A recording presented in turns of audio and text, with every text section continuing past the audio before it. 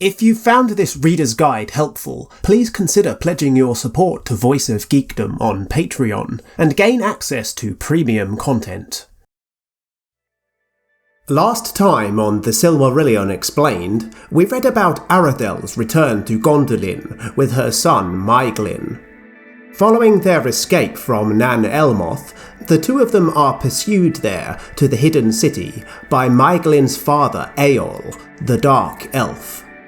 An ugly confrontation ensues between Eol and Turgon, the king of Gondolin, when the Noldor king demands that Eol remain in the city to keep its location concealed. And when Eol attacks his son with a poisoned dart in a fit of rage, Aradhel leaps in front of their son and dies from the poison later that night. Eol was thrown to his death the next morning, screaming at his son for his betrayal, promising that he would also one day suffer the same fate. His death makes Maeglin an orphan, leaving him to be absorbed into Turgon's house, becoming an influential member of his court. The chapter closes on a sinister note as we learn about Maeglin's secret obsessive and very much unrequited love for the king's daughter Idril, his first cousin. Hello Tolkien geeks! Chapter 17, as the title suggests, finally gives us the introduction of men into Beleriand. Chapter 12 gave us a brief introduction to mortal men, as we'll come to know them in the First Age. Of the coming of men into the West introduces us to a few minor characters and explains about the three houses of the Edain, which is the Sindarin word for men, but which is generally only used to refer to the men of Beleriand that we meet in this chapter and their descendants. The events of this chapter begin in the year 310 of the First Age. That's 250 years since the beginning of the Siege of Angband, and 6 years before Aradhel leaves Gondolin and marries Eol at the start of the previous chapter, according to the dates given in the Grey Annals. I have always wondered why Christopher chose to place this chapter after the Eol chapter, when the majority of the other chapters are placed in chronological order, but I don't have an answer to that. Chapter 17 also continues Finrod Felagund's storyline. The eldest son of Finarfin and king of Nargothrond was hunting with his cousins Maedhros and Maglor, the two eldest sons of Feanor, in the north of Ossiriand. There he encountered the first men to make it west of the Blue Mountains and into Beleriand, who were led by a man who became known as Bëor. In a valley among the foothills of the mountains, below the springs of Thalos, he saw lights in the evening, and far off he heard the sound of song. At this he wondered much, for the green elves of that land lit no fires, nor did they sing by night. At first he feared that a raid of orcs had passed the leaguer of the north, but as he drew near, he perceived that it was not so, for the singers used a tongue that he had not heard before, neither that of dwarves nor of orcs. Then Felagund, standing silent in the night shadow of the trees, looked down into the camp, and there he beheld a strange people. Now these were a part of the kindred and following of Bëor the Old, as he was afterwards called, a chieftain among men. After many lives of wandering out of the east, he had led them at last over the Blue Mountains, the first of the race of men to enter Beleriand. And they sang because they were glad, and believed that they had escaped from all perils and had come at last to a land without fear. The three houses of the Edain were named after the three leaders who had initially led the tribes across the Blue Mountains. The men that Finrod meet here are the first of these, the men of the House of Bëor. Like the elves, Tolkien's ideas about men changed much over the decades. However, much of the lore about the Edain, which is regarded as canon by those who keep track of such things, is derived from a few key sources. This isn't mentioned in the Silmarillion itself, but the language which these men were speaking here was probably Taliska, which was one of the earlier languages invented by Tolkien, and was based on Germanic languages, closely resembling the extinct language Gothic, which was one of the professor's early passions as a linguist. Sadly, the grammar and syntax of the Taliska language has yet to be published, even in specialist journals, though it is known to exist in some form or other in the Tolkien archives. The chapter will go on to explain that both the House of Bëor and the House of Marak, who will be arriving last of the three, speak connected but different tongues, denoting a closer ancestry between those two groups, while the second house, the House of Haleth, speak an entirely different language. But Taliska is one of the forerunners to Adunaic, the language of the Númenóreans.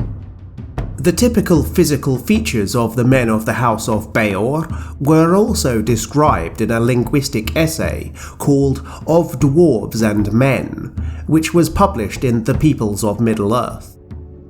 There were fair-haired men and women among the folk of Bëor, but most of them had brown hair, going usually with brown eyes, and many were less fair in skin, some indeed being swarthy.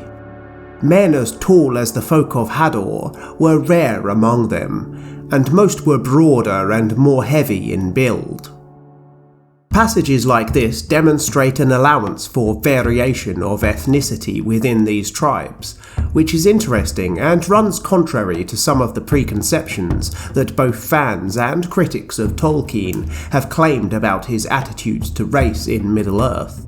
Swarthy, though an archaic word which doesn't necessarily age well, is intentionally vague with respect to its meaning as it relates to any specific racial group, but it generally means dark-skinned.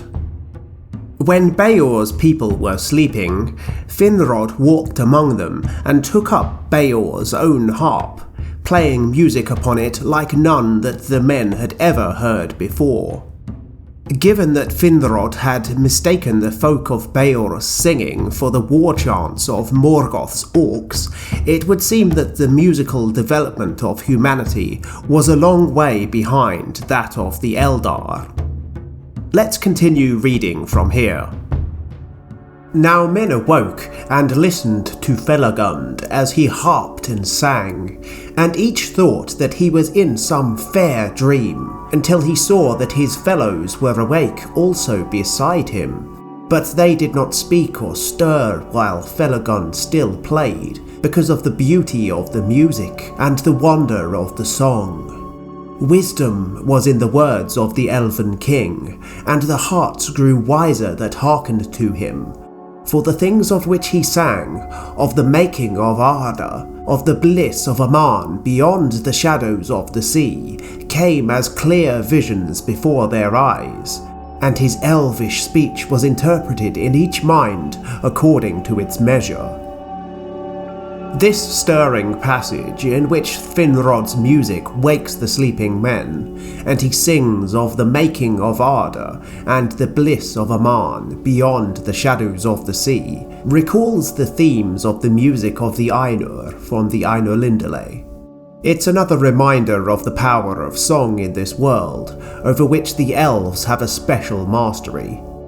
I am reminded here of the sequence in The Lord of the Rings, in which Frodo becomes enraptured and enchanted by the singing of the elves in the Hall of Fire in Rivendell.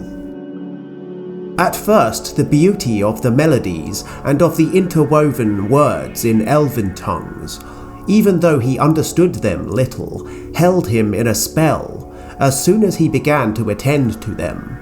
Almost it seemed that the words took shape, and visions of far lands and bright things that he had never yet imagined opened out before him, and the fire-lit hall became like a golden mist above seas of foam that sighed upon the margins of the world.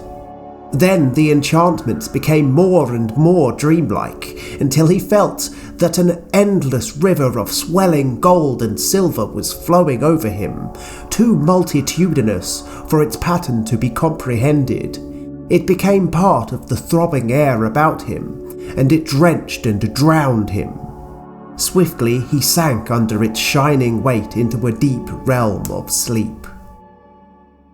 Elves have an ability to bring shape and meaning to their music in a way that mortals cannot replicate, but can only perceive vicariously. This is what Frodo experienced in Rivendell, and it is likely that the men of Beor's tribe experienced something similar with Finrod. We'll see Finrod wielding the power of song in a very different context a little later in the book. This is an important meeting which changes the men of Beor's house forever. Although they had met the Dark Elves, the Morriquendi, in the east, the men of the Edain were enriched and ennobled by their exposure to the Noldor. The Eldar were also masters of language, and Finrod was able to learn to communicate with the men of Beor quickly enough, due to the similarities in their language to his own tongue, as well as the ease with which he could read their thoughts. Apparently a revelation to him, since it would seem that this was not normal when in the presence of others of the elvish race. Finrod questions Beor on the origins of the journey westward, but Beor is reticent about the details, only hinting at some dark past which they are fleeing from. When he questioned him concerning the arising of men and their journeys, Beor would say little, and indeed he knew little, for the fathers of his people had told few tales of their past, and a silence had fallen upon their memory. "A darkness lies behind us," Beor said, "and we do not desire to return thither, even in thought. Westwards our hearts have been turned, and we believe that there we shall find light." The passage which follows on from this hints at the idea that Morgoth's spies had encountered the men at Hildorien before the elves encountered them, and the Valar left them to fend for themselves, rather than sending an emissary, as they did with the elves at Cuivienen. It is said that Morgoth left Angband to personally attend to the situation in the east, leaving Sauron his lieutenant in charge. The early fall of man at the hands of Morgoth was the subject of a lot of Tolkien's thinking about the Silmarillion, which he was conducting in the decades after the publication of The Lord of the Rings. A couple of chapters ago, when I was covering the confrontation between Thingol and Finrod and his brothers, I mentioned a text known as the Athrabeth, the dialogue between Finrod and Andreth, who was a wise woman of the House of Beor, in which the nature of the difference between the elves and the mortals is examined in a lengthy philosophical exchange. The preface to that text speculates that men believed that their hroar, that's their physical bodies, were not by right nature short-lived, but had been made so by the malice of Melkor. It was not clear to the Eldar whether men meant by the general marring of Ara, which they themselves held to be the cause of the waning of their own hroar, or by some special malice against men, as men that was achieved in the Dark Ages before the Edain and the Eldar met in Beleriand, or by both. This is sourced from a later version of the mythology than this passage in the published Silmarillion, but this could be an indication of what Morgoth was aiming to achieve in the published text. A fundamental corruption of the bodies of men, so that they were changed by his malice, and the lifespan of their bodies, or hroar, was made finite.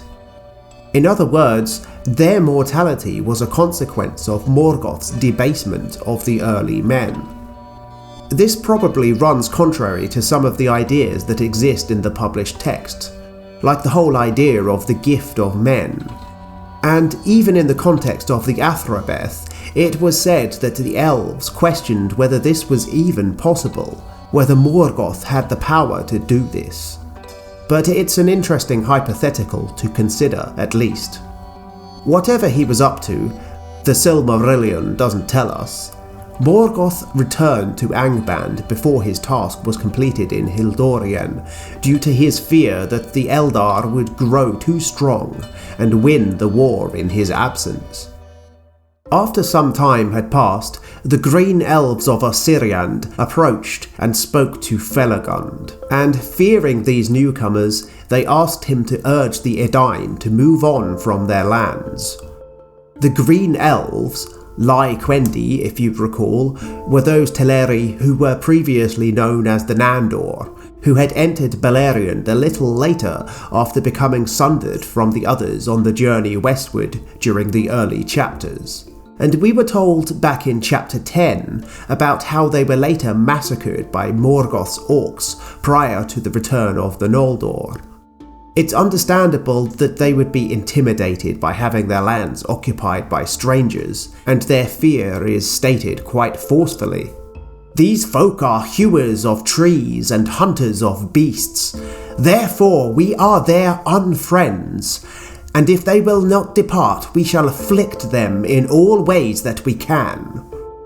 At Finrod's bidding, the Edain of the House of Bëor travel to the lands of Angrod and Amras, the two youngest sons of Feanor. That land was described in chapter 14, the Geography chapter, as wild but very fair, and mention was made of green woods where others of the Noldor would often come to hunt and travel. One gets the sense that this land was sparsely populated in the early First Age. After Beor's folk settled there, it became known as Estolad, which is encampment. Bëor himself asked leave to accompany Finrod to Nargothrond, and lived the rest of his life as Felagund's vassal, never returning to his people, and he left his son Baran in charge. The other men who Finrod had learned about from Bëor crossed the Blue Mountains over the next 2 years. The Haladin, whose chieftain was Haldad, dwelt in Thargelion, the land of Caranthir east of the river Gelion. The House of Marak initially lived close to Beor's people in Estolad, and there the two peoples became close friends. These were the men who we were told earlier in the chapter had a language that was closer to that of Beor's folk. High King Fingolfin also sent messengers to welcome the mortals to Beleriand. Some of the Edain entered into the service of the king and of the other princes of the Noldor, including Marak's own son. Over time, the people of Bëor and Marak continued to migrate westward, and within half a century, the settlement at Estolad was all but abandoned. While the Noldor welcomed the Edain into their lands and into their service, Thingol, the king of the Sindar, had other ideas. It is said that in all these matters, none save Finrod Felagund took counsel with King Thingol, and he was ill pleased, both for that reason and because he was troubled by dreams concerning the coming of men, ere ever the first tidings of them were heard. Therefore he commanded that men should take no land to dwell in, save in the north, and that the princes whom they served should be answerable for all that they did. And he said, "Into Doriath shall no man come while my realm lasts, not even those of the house of Bëor who serve Finrod the Beloved." Melian said nothing to him at that time, but afterwards she said to Galadriel, Now the world runs on swiftly to great tidings, and one of men, even of Bëor's house, shall indeed come, and the griddle of Melian shall not restrain him, for doom greater than my power shall send him. And the songs that shall spring from that coming shall endure when all Middle-earth is changed. There is more obvious foreshadowing in this passage. Thingol's troubling dreams are an intriguing, though minor, plot point. Generally, prophetic dreams in the Silmarillion are clear enough that even if the dreams are somewhat unclear to the characters, the seemingly omniscient narrator can interpret them, and usually they lead to good things when they come from the Valar. So where did these dreams come from? It seems to me that if Melian had been present to provide counsel to her husband, then this matter could have been made clearer. Why then does she choose to tell Galadriel about her foresight, which concerns Berin's entry into Doriath in chapter 19, and not speak with her husband? It's tempting to be facetious here and say that even if she was to try to get through to Thingol, he would have refused to listen to her anyway. As we continue through the story, you will see that he doesn't have the best track record for following sound advice or listening to people, particularly his wife, but she doesn't even try. It does bear mentioning that this is Galadriel's very final mention in the Quenta Silmarillion, but as many of you who have been watching this channel for a while may have heard me say in the past, Tolkien did continue to develop Galadriel's storyline past the point at which she disappears here in the published work. It's a strong possibility that this exchange is a plot fragment which would have been used to set up her continued involvement in the Doriath storyline. My reading of what we get here in the published work is that perhaps Melian thought it wiser to let events run their course, rather than try to interfere with fate.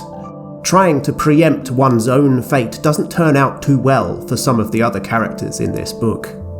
It's difficult to analyse this further without going into too much depth about the events of the Beren and Luthien chapter, and we're still not there yet. We may return to this in a later instalment.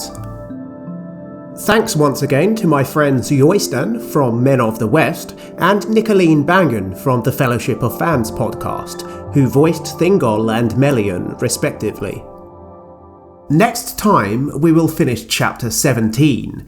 We will learn about Haleth, the daughter of Haldad, a warrior woman of the Haladin, who leads her people away from the lands of Caranthir, son of Feanor. And we will learn about Hador of the house of Marak, who was a great lord of men in the service of High King Fingolfin. And my axe. Thanks as always to my Axe tier Patreon supporters: Erin M, Stephen Stark the Maia from Here Be Dragons, Kelly the Jaded Shipwright, Alexander Petrov, and Joshua Boniface.